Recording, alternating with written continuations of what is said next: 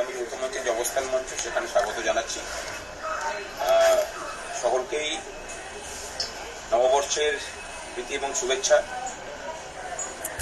আপনারা জানেন যে আগামী 19 তারিখ আমরা কলকাতায় মহামিছিলের ডাক দিয়েছি। হাওড়া স্টেশন, শিয়ালদা স্টেশন এবং হাজরা মোড় থেকে সমস্ত মিছিল 12টার সময় শুরু হবে। আগামী 19শে জানুয়ারি বেলা 12টার সময় হাওড়া স্টেশন, শিয়ালদা স্টেশন এবং হাজরা মোড় থেকে মিছিল শুরু হয়ে শহীদ মিনার ময়দানে আসবে এবং সেখানে আমাদের সভা হবে। আমরা আগামীকালকে মাননীয় মুখ্যমন্ত্রীকে চিঠি দিচ্ছি যে ওই দিন আমাদের সাথে দেখা করার জন্য, কারণ এর আগে মুখ্য সচিবের সাথে বৈঠক করেও কোনো ফল হয়নি। আমরা চাই যে উনি দেখা করে এই সমস্যার আশু সমাধান করুন। যদি সেটা না হয় তাহলে ওই দিন থেকেই আমাদের আবার লাগাতার অনশনের ডাক দেওয়া হচ্ছে। আমরা সম্ভাবনার কথা বলেছিলাম, যদি সেটা না হয় তাহলে সেটা শুরু হবে। এবং ওই দিন আমাদের সাথে শুধুমাত্র সংগ্রামী যৌথ মঞ্চ এবং সরকারি কর্মচারীরা, শিক্ষকরাই হাঁটবেন না, তার সাথে বেশ কিছু সামাজিক সংগঠন, অস্থায়ী কর্মচারী সহ চাকরি প্রার্থীদের বেশ কিছু মঞ্চ একসাথে সবাই যোগ দিচ্ছে। অর্থাৎ বলতে পারেন যে সংগ্রামী যৌথ মঞ্চ তার পরিসর বৃদ্ধি করছে। এই সামাজিক সংগঠনের মধ্যে বিভিন্ন জাতিগোষ্ঠীর যেসব সংগঠন আছে তারা আছে, ধীরে ধীরে এইসব ইয়েটা বাড়বে। এবং তারই সাথে সংগ্রামী যৌথ মঞ্চের ডাকে এবং অন্যান্য যেসব মঞ্চ আছে, সরকারি কর্মচারী পরিষদ, যৌথ মঞ্চ, তাদের সকলের সমর্থনে আগামী 29 জানুয়ারি থেকে লাগাতার আমরা সরকারি সমস্ত অফিসে ধর্মঘটের ডাক দিচ্ছি এবং আমরা এ নিয়ে সরকারকে নোটিশ জারি করেছি। এই সমস্ত মঞ্চই এই ইয়েকে সমর্থন করেছেন। আজকে যৌথ মঞ্চের আসার কথা ছিল, কিন্তু বিশেষ কারণে তারা উপস্থিত হতে পারেননি। ভবিষ্যতে তাদের সাথে 19 তারিখে থাকছেন, তাদের সাথে আবার প্রেস কনফারেন্স করা হবে। কিন্তু 19 তারিখে যদি মুখ্যমন্ত্রী দেখা না করেন তাহলে অনশন শুরু হবে এবং ধর্মঘটের যে ডাক দিয়েছি, যে অচলাবস্থা তৈরি হতে পারে, সেই অচলাবস্থার জন্য এই রাজ্যের প্রশাসন এবং মাননীয় মুখ্যমন্ত্রী সম্পূর্ণরূপে দায়ী থাকবে। এবং রাজ্যের মানুষের কাছে আমাদের আবেদন যে লড়াই আমরা লড়ছি, আপনারা গতকালকে দেখেছেন যে বিহারে 1,20,000 অস্থায়ী কর্মচারীকে স্থায়ীকরণ করাই শুধু নয়, প্রায় মোট নতুন নিয়োগ এবং অস্থায়ীদের স্থায়ীকরণ মিলে প্রায় 10 লক্ষ নতুন নিয়োগ করা হয়েছে। অথচ পশ্চিমবঙ্গ তার থেকে এগিয়ে থাকা রাজ্য, যার জনসংখ্যা আমাদের থেকে কম। বিহারে মদ বিক্রি বন্ধ, আমাদের এখানে মদ বিক্রি করে সরকারের ইনকাম হয়। প্রতি মাসে জিএসটি কালেকশন বিহারের থেকে আমাদের সরকারের প্রায় 1000 কোটি টাকা করে বেশি। তারপরেও পশ্চিমবঙ্গে 6 লক্ষ শূন্য পদ পড়ে থাকে এবং আমাদের এখানকার ছেলে মেয়েদেরকে বাইরের রাজ্যে মানে লেবারের যোগান দিতে বাইরের রাজ্যে যেতে হয় পরিযায়ী শ্রমিক হয়ে। এই ব্যবস্থার বদল চাইছি এবং সেই জন্যই লড়াই। এবং তার সাথে অস্থায়ী কর্মচারীদের যে ন্যূনতম মজুরির নিচে খাটানো হচ্ছে বা ন্যূনতম মজুরি বৃদ্ধি করা, ভারতবর্ষের সব থেকে কম মজুরি রাজ্য হচ্ছে পশ্চিমবঙ্গ। আমরা সেই ব্যবস্থার অবসান চাইছি এবং সেখানে আমরা স্পেসিফিক দাবি করেছি যে অস্থায়ী কর্মচারীদের জন্য পৃথক ওয়েজ বোর্ড তৈরি করা এবং সেই ওয়েজ বোর্ড যেমন ডিএর সাথে সাথে আমাদের বেতনের পুনর্মূল্যায়ন হয়, ওই একইভাবে অস্থায়ী কর্মচারীদেরও বেতনের পুনর্মূল্যায়ন করতে হবে, সেই দাবি আমরা করেছি এবং তাদের মধ্যে স্থায়ীকরণের দাবিও আছে। আমি সঞ্জীবটাকে বলতে বলছি, সরকারি কর্মচারী পরিষদের কার্যকরী সভাপতি। নমস্কার, প্রত্যেককেই শুভ নববর্ষের শুভেচ্ছা। 2016 সাল থেকে অন্যতম মামলাকারী হিসাবে পরিষদ, নিম্ন আদালত, স্যাট, হাইকোর্ট পেরিয়ে সুপ্রিম কোর্টেই ছিলাম। কিন্তু আসলে এই সরকার আদালত, বিচার ব্যবস্থা এগুলোকে মান্যতা দেয় না। তাই সংগ্রামী যৌথ মঞ্চের এই যে রাস্তার আন্দোলন, রাজপথের আন্দোলন, আমরা সামিল হচ্ছি। আগামী ফেব্রুয়ারি প্রথম হপ্তাতেই যে সুপ্রিম কোর্টের শুনানি আছে, পরিষদের আইনজীবীদের সঙ্গে আমরা থাকবো যেমন, তেমনি 19 তারিখেও আমাদের সকল সদস্য রাস্তাতেও থাকবে, হাজরা থেকে, শিয়ালদা থেকে, হাওড়া থেকে। মাননীয় মুখ্যমন্ত্রীকে এটাই বোঝাতে চাই, কোর্টেও যেমন 1 ইঞ্চি জমি ছাড়ছি না, সেদিন রাস্তায়ও আমাদের সকলের মিছিলে অবরুদ্ধ হবে, সে দায় আপনাকে নিতে হবে। কর্মচারীর এই লড়াই, একদিকে কোর্ট আর একদিকে রাস্তা, উনি যদি মনে করে থাকেন পশ্চিমবঙ্গে আন্দোলনের অধিকারিনী শুধুমাত্র উনি একাই, শিক্ষক সরকারি কর্মচারীরাও এটা দেখিয়ে দেবে যে এই স্থায়ীকরণ দিয়ে অন্যান্য যে দাবিগুলো রয়েছে আমাদের চাকরিগত নিরাপত্তা, সেগুলো কোর্ট রাজপথ দুই জায়গাতেই আমরা আছি, আমরা আমাদের অধিকার অর্জন করব এই আশা রাখছি। বলছি ঘোষবাবু, যে আপনারা যেটা বলছেন যেভাবে নামবেন বললেন বা যা যা করবেন, এর ফলে তো একদিকে রাজ্য সরকারের যে কাজকর্ম সেটা তো তাহলে স্তব্ধ হয়ে যাবে, সাধারণ মানুষ তো একটা বিপাকে পড়বে। লড়াইটা তো সাধারণ মানুষের জন্যই হচ্ছে। আমরা গোটা রাজ্য জুড়ে এখন জনসংযোগ যাত্রা করছি, মানুষের মধ্যে যাচ্ছি, আমরা মানুষকে কথা জানিয়েওছি, তারা পূর্ণ সমর্থন জানিয়েছে। কারণ প্রত্যেক মানুষ বুঝতে পারছেন যে এই রাজ্যে তার সন্তান বা কন্যার কোনো ভবিষ্যৎ এখানে নেই। না শিক্ষার পরিকাঠামো আছে, শিক্ষা ব্যবস্থা, স্বাস্থ্য ব্যবস্থা সমস্তকে শেষ করা হয়েছে, মানুষের রুটি রুজির যে জায়গাগুলো সেগুলো সংকীর্ণ হয়ে আসছে। আশা করি মানুষ এতে সাথ দেবে। এবং আমাদের সাথে যে নাগরিক আন্দোলনের যেসব মানুষজন যোগ দিচ্ছেন, আদিবাসী গাঁওতা, পশ্চিমবঙ্গ আদিবাসী গাঁওতা, তারা যোগ দিচ্ছেন সেদিনে। আপনাদের জানিয়ে রাখি যে পশ্চিমবঙ্গে আদিবাসী অধ্যুষিত এলাকায় যেখানে আদিবাসী ছেলেমেয়েরা পড়ে সেরকম প্রায় 120টা হোস্টেল শুধুমাত্র পুরুলিয়া জেলাতে বন্ধ করা হয়েছে। এর বিরুদ্ধে এবং ফেক এসটি সার্টিফিকেট, এই ফেক এসটি সার্টিফিকেট দিয়ে এখন এমএলএ হয়ে আছেন সেরকম নজিরও আমাদের কাছে এসেছে। আমরা সেগুলো নিয়ে লড়বো। এই সেসব মঞ্চগুলো একসাথে যোগ দিচ্ছে না, অর্থাৎ সংগ্রামী যৌথ মঞ্চ তার পরিসর বাড়াচ্ছে, এটুকুই বলতে পারি। 29 তারিখ থেকে এটা কতদিন চলতে পারে? আমরা লাগাতারেরই কথা করে দিচ্ছি, যে নোটিশ দিয়েছি সেটা লাগাতার, সরকার যদি দাবি না মানে সেটা লাগাতার চলবে।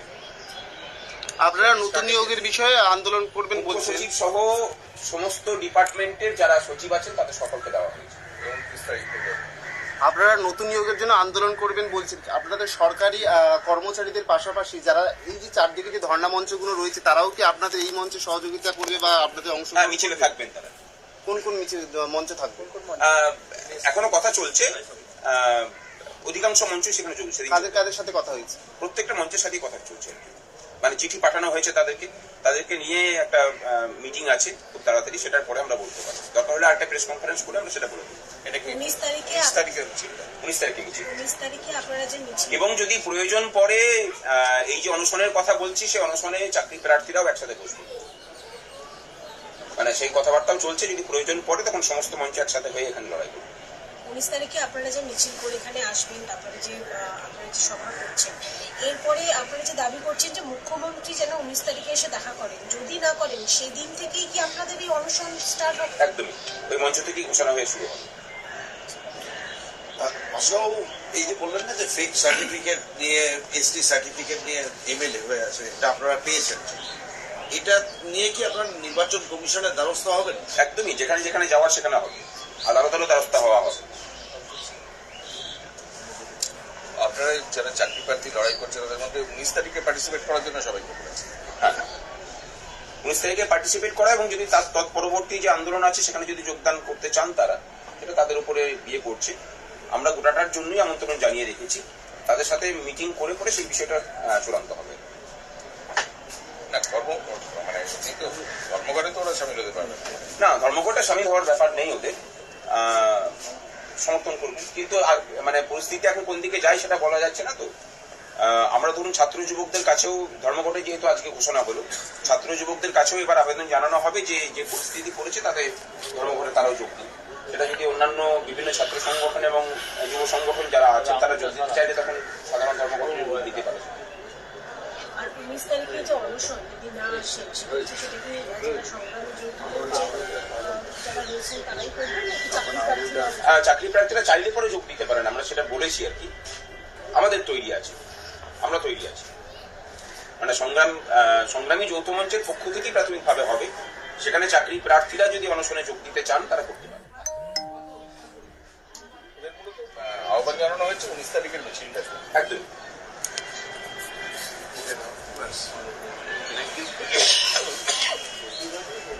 আর কোনো জিজ্ঞাসা? না, আপনাদের যদি আর কিছু বলার থাকে বলতে পারেন। সংগ্রামী যৌথ মঞ্চ গত 2023 সালে 27 জানুয়ারি থেকে এই অবস্থান কর্মসূচি চালাচ্ছে এবং তার মধ্যে আপনারা দেখেছেন যে আমরা ধর্মঘট করেছি, কর্মবিরতি করেছি এবং আগের পর্যায়ে 44 দিন অনশন হয়েছিল, যাতে ভাস্কর ঘোষ অংশগ্রহণ করেছিলেন, আরও অনেকে অংশগ্রহণ করেছিলেন। এখন কোনোভাবেই সরকার বিষয়টা শুনছে না। তারা প্রত্যেক যা যুক্তি আমরা দেখাচ্ছি সেই যুক্তির জবাব তারা দিতে পারছেন না। যেমন গত 21শে এপ্রিল কোর্টের অর্ডারে চিফ সেক্রেটারি বসে বললেন যে ফিনান্স কমিশন থেকে এবং গ্র্যান্টিং এড বাবদ সমস্ত টাকা সরকারি কর্মচারীদের বেতন মহার্ঘ ভাতা বাবদ পেয়ে গেছেন তা সত্ত্বেও দেয়া হবে।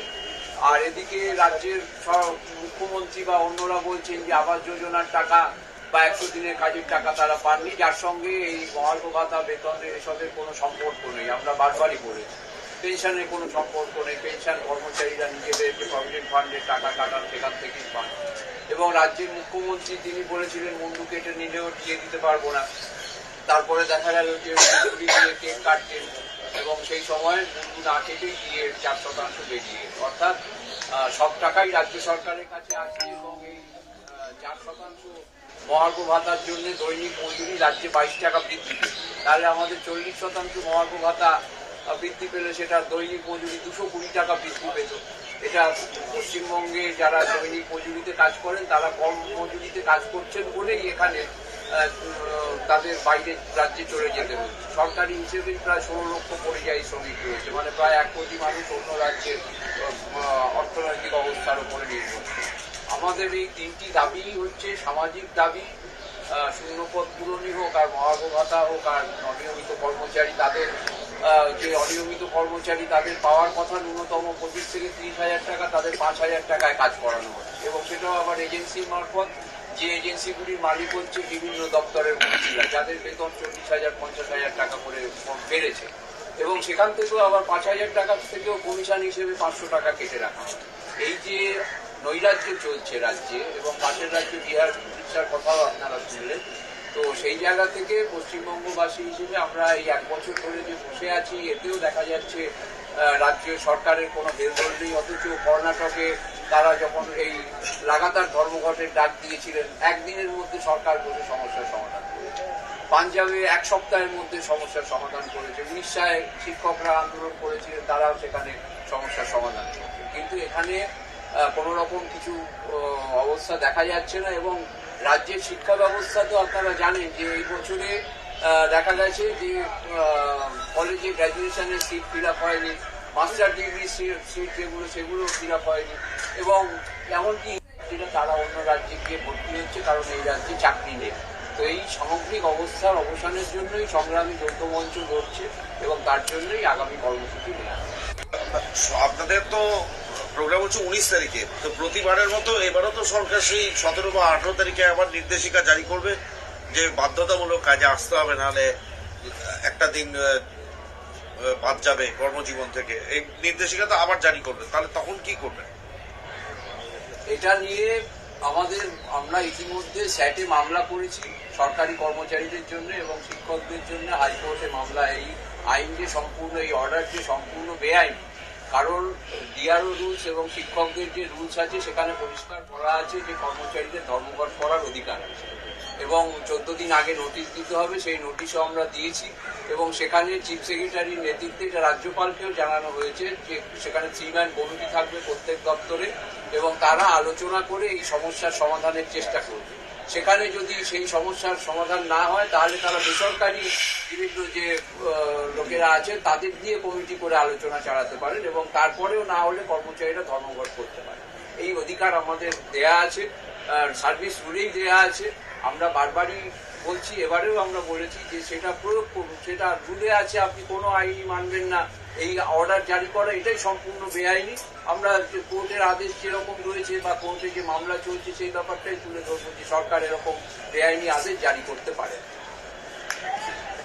সরব একটা শেষ প্রশ্ন ছিল, সেটা হচ্ছে গিয়ে আগেরবার যখন আপনারা মিছিল করেছিলেন সেই মিছিল আপনারা এখন 19 তারিখে যে মিছিলটা দাবি করছেন যে হাওড়া, শিয়ালদা এবং হাজারা থেকে, এই মিছিলটা করবেন, কিন্তু হাজরা থেকে যখন এই মিছিলটা করবেন, আগের ক্ষেত্রে যখন আপনারা এই মিছিল করেছিলেন সেই জায়গাতে অভিষেক ব্যানার্জির বাড়ির ওপর দিয়ে আপনারা এই মিছিল করে পৌঁছেছিলেন এই শহীদ মিনার পর্যন্ত।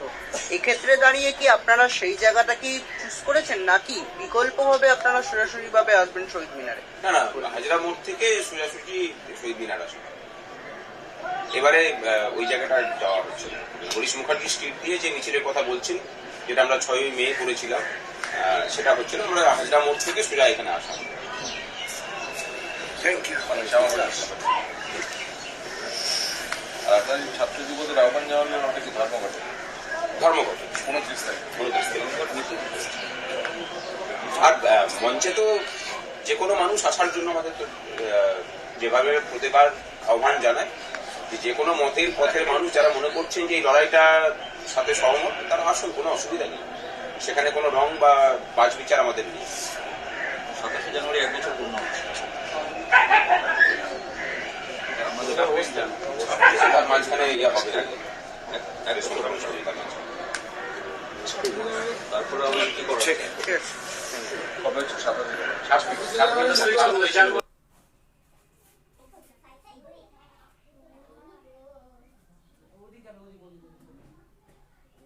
27 তত ছুটি নেই এবং ডিএ বাধ্যতামূলক নয়। আমি জানি না যে তাহলে এর মানেটা এটা দাঁড়ায় কিনা যে তাহলে ডিএ দিতে না পারলে সেটার ব্যালেন্স ছুটি দিয়ে হয় কিনা।